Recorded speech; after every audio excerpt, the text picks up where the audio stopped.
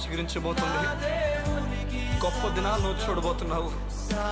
నీ యేసుకు సమస్తము సాధ్యమే. గుడ్ మార్నింగ్ దేవుని ప్రియ కుమారుడు, గుడ్ మార్నింగ్ దేవుని ప్రియ కుమార్తె. Special good morning to you. సగం ఎంత సంతోషం. ఉదయమనే తెల్లవారున దేవుని వాక్యముతో మనం ప్రారంభించటం నిజం కదా. ఈ లోకల్ అనేకులు ఎన్నో విషయాలు పట్టుకుని ప్రారంభిస్తుండగా నీవైతే దేవుని వాక్యంతో ప్రారంభించాలి అన్న ఆలోచన నీ జీవితాన్ని కడుతుంది. జాగ్రత్త వినండి.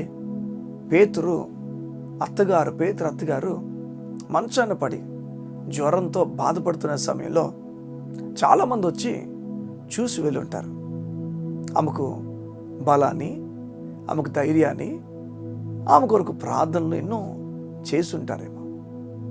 ఆమె ఎన్నడూ ఊహించలేదు ఆమె పడక పక్కకి, ఆమె సమస్య వెళ్ళిపోయినప్పుడు, ఆమె నీరసించిపోయినప్పుడు, ఆమెకు జ్వరంతో నిండిపోయి బాధపడుతున్న సమయంలో ఆమె పడక పక్కనే యేసయ్య నిలబడతాడని, ఆమెను చేసిన దేవుడు నిలబడతాడని ఆమె ఎన్నడూ ఊహించలేదు.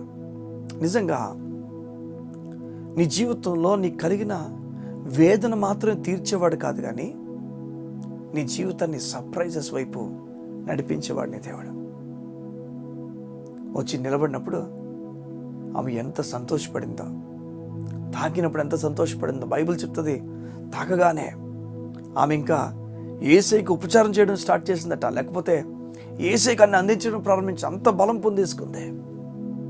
యేసయ్య మన జీవితంలో పనిచేసినప్పుడు మనకు తెలియని బలం ఎక్కడి నుంచి కలుగుతుందో తెలియదు, ఆ బలం కలుగుతుంది. నీ జీవితంలో యేసయ్య పనిచేస్తున్నాడు అన్న ధైర్యం నీ హృదయ అంతరంగాల్లో ఉండాలని దేవుడు కోరుతున్నాడు. ఆ రోజు ఎవరు ఊహించలే ఆ చోట జీవం కలిగిన దేవుడే వస్తాడని చెప్పి ఎవరు ఊహించలే. వచ్చి ముట్టగానే స్వస్థత పొందుకుందామే. ఈ ఉదయాన్ని కూడా దేవుడు నేను తాకబోతున్నాడు. ఆ రోజు స్పెషల్గా ఆ ఇంట్లోకి అడుగుపెట్టడానికి కారణము ఎవరో చెప్పనా? జ్వరంతో బాధపడుతున్న పేతురు అత్తే. ఆమె ఆ ఇంట్లోకి అడుగుపెట్టడానికి కారణమైపోయింది.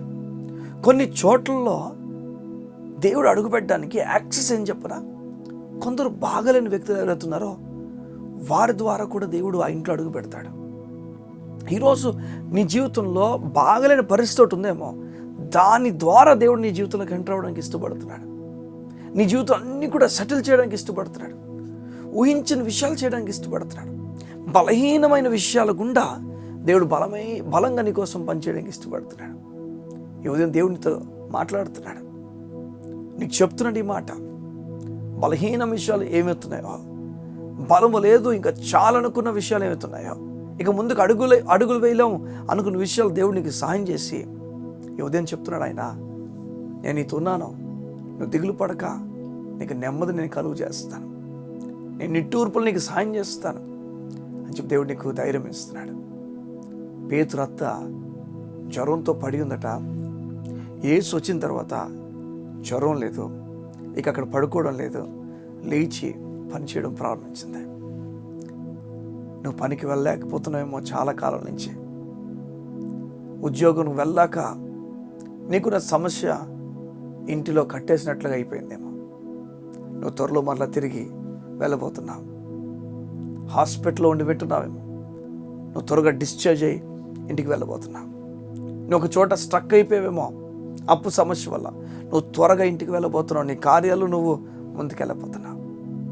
దేవుడు నిన్ను నడిపించబోతున్నాడు. కళ్ళు మూసుకుంటావా? ఈ ఉదయం నీ గురించి ప్రార్థన చేస్తాను. మా ప్రియ పరలోకపు తండ్రి, నీకు వందనాలు. నీ బిడ్డలు నీ మీద ఆధారపడి ముందుకెళ్తున్నారు. వారి దినం నీ వాక్యం విన్నారు, నీ మాట సెలవిచ్చిన విధంగా వారిని నువ్వు మళ్ళా వారి చోట్లకు తీసుకెళ్తావని, వారి ఉద్యోగాలు తీసుకెళ్తావని నువ్వు మాట్లాడుతున్నావు. పేతురు అత్త ఎన్నడూ ఊహించని విషయం ఆమె జీవితంలో జరిగింది. దేవుడే ఆమెను ముట్టాడు. నీకు వందనాలు. వీరి జీవితంలో కూడా వారు ఎన్నడూ ఊహించని విషయాలు వారు జరిగినట్లుగా సహాయం చేయండి. యేసు నామములో వారికి జరుగునుగాక. అయ్యా, నీ కృపను వారికి ప్రకటించచ్చు. నీ వాక్యం చేత వారికి ధైర్యం చెప్తావు. ఈ ఉదయం నెమ్మదితో నింపమని అడుగుతావు. యేసయ్య ప్రార్థించుచున్నాము తండ్రి. ఆమేన్, ఆమేన్, ఆమేన్. గొప్ప కార్యాలు దేవుడు మీ కొరకు సిద్ధపరచుంచాడు. ఈ దినమంతా కూడా గొప్ప కార్యాలతో మిమ్మల్ని నడిపించబోతున్నాడు. God bless you. See you tomorrow.